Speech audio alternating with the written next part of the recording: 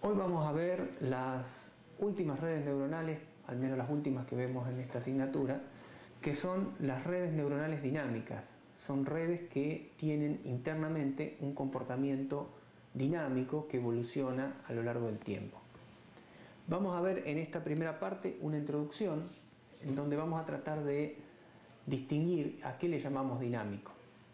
Vamos a comenzar con una primera aproximación. Vamos a suponer que en la red neuronal hay entradas que no solo contemplan el momento actual, sino lo que valieron esas mismas entradas en instantes anteriores.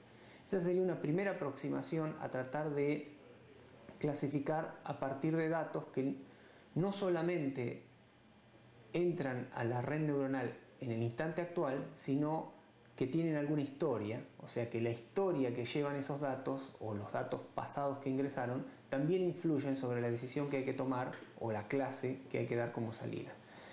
Fíjense que en esta ecuación marqué una X con negrita, que quiere decir que es un vector.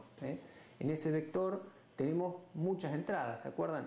Teníamos, por ejemplo, ese vector podría tener x1, x2, x3. Cada una de esas entradas podría ser una de las variables de interés. Temperatura, humedad, velocidad del viento, si estuviéramos tratando de predecir el clima, por ejemplo.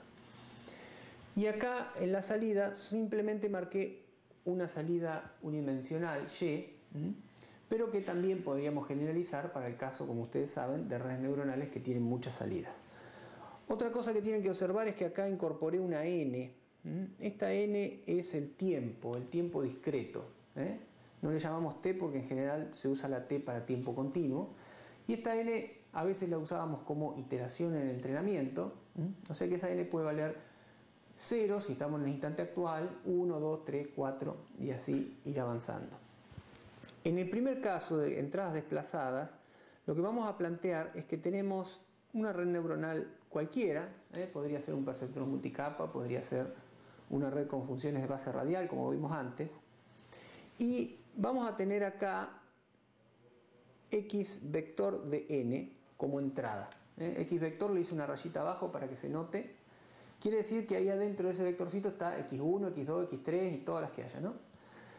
Y vamos a tener la salida y en el instante de tiempo n, cualquiera.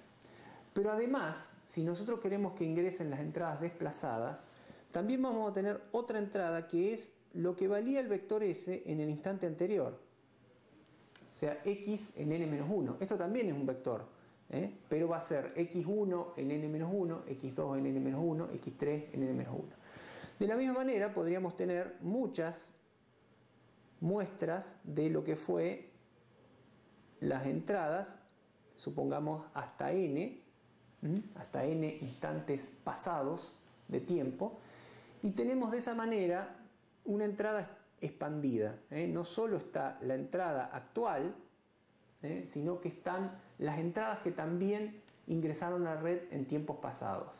Entonces, si la entrada actual, por ejemplo, tiene 3 elementos, temperatura, habíamos dicho, humedad y velocidad del viento, cuando la expandimos hasta, supongamos, n igual a 5, vamos a tener los 3 actuales en n-1, n-2, n-3, n-4, n-5.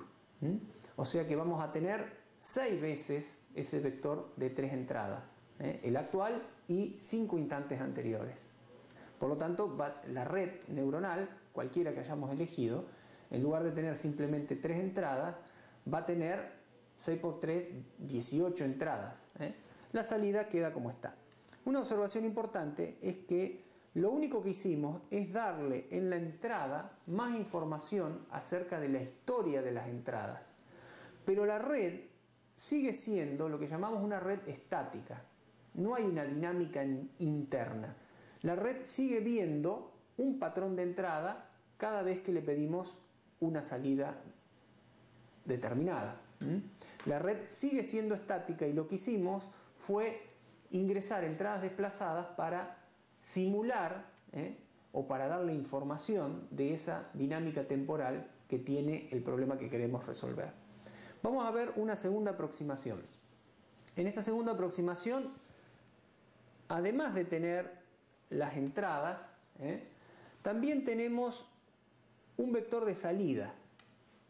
Fíjense que hay un sub 1 acá porque evidentemente este vector de salidas no puede ser exactamente el mismo que la salida actual, porque todavía no la calculamos, ¿eh? O sea que mínimamente tiene que ser las salidas en el instante anterior, o en 2 instantes anteriores, o en 3 instantes anteriores, y así. O sea que en este caso tendríamos que tener las entradas siempre tienen que estar, en algún momento tienen que entrar, pero en lugar de poner las entradas pasadas como hicimos antes, lo que vamos a hacer es realimentar las entradas en un instante anterior. Ese cuadradito que dibujé ahí, podemos suponer que retarda la entrada. Así ahí teníamos y en n, acá tenemos y en n menos 1. Esta misma entrada retardada, la podríamos retardar un instante más hacia atrás, y con ese cuadradito le podríamos agregar otro cuadradito retardo, y tener una entrada, ahora va a ser y en n menos 2. Y bueno, de esa manera podemos retardar todas las veces que queramos e ir poniendo como entradas los valores que tomó la salida en instantes anteriores. Esa también es una aproximación en la cual, si observan, estrictamente la red sigue siendo la misma que teníamos antes, el mismo perceptrón multicapa, o una función de base radial, o un perceptrón simple, o cualquiera, estática, no tiene una dinámica propia. Vamos a ver otra aproximación.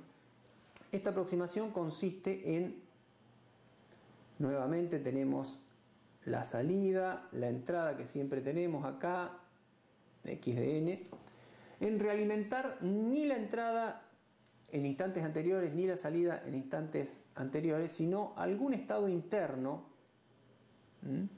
retardado siempre, que le vamos a llamar z, z en n-1, por ejemplo. Vamos a suponer que acá las salidas de las neuronas internas, le llamamos z, y esas salidas un instante anterior las vamos a realimentar en la entrada. Siempre estamos realimentando en la entrada, ¿no es cierto? También podríamos pensar, como un caso más general, en que esas salidas z se realimenten con un retardo, siempre necesitamos el bloquecito de retardo, en las capas internas, las capas ocultas de la neurona. Y ahí ya vamos empezando a tener la idea de que la red neuronal en sí misma puede tener una dinámica, se puede comportar de forma dinámica. Fíjense que en este caso, la salida actual, y de n, va a depender no solo de la entrada actual, sino de los estados anteriores de la red, o sea, de las salidas internas anteriores de la red, que indirectamente dependen de las entradas anteriores de la red. O sea que ya la red empezó a trabajar o empezó a considerar cierta memoria. No responde solo a lo que está entrando en este instante de tiempo, sino que también responde a la historia de las entradas. En el caso que yo ponía de predecir la temperatura, está claro que es interesante tener la historia y es interesante que la red se comporte de esta manera, porque yo puedo predecir bien o con cierto grado de acierto la temperatura de mañana, conociendo lo de hoy, pero si conozco el historial de los últimos 7 días, 15 días de temperatura, seguramente tengo más información para hacer una predicción más exacta de la temperatura que va a ser mañana. Finalmente, para el caso más general, podemos considerar que estas redes pueden tener realimentaciones de las entradas en instantes anteriores, realimentaciones de las salidas en instantes anteriores y realimentaciones de los estados internos en instantes anteriores. Todas estas realimentaciones van a hacer que cuando construyamos esta red se comporte de una manera diferente, y vamos a tener que también pensar cómo la vamos a entrenar, cómo vamos a poder ajustar los pesos sinápticos para que aprenda determinado problema. Vamos a ver un poquito ahora una breve clasificación de las redes dinámicas. Vamos a primero considerar las redes con retardos en el tiempo. Vamos a ver una generalización de estas redes, de estos cuadraditos que estuvimos viendo antes, y las redes con retardos en el tiempo tienen como un comportamiento dinámico, aunque tiene la propiedad de que la podemos seguir entrenando con los algoritmos que ya conocemos. Luego vamos a ver las redes realmente recurrentes, son aquellas que tienen realimentaciones hacia atrás, no como vimos hasta ahora que siempre las sinapsis iban hacia adelante en la red.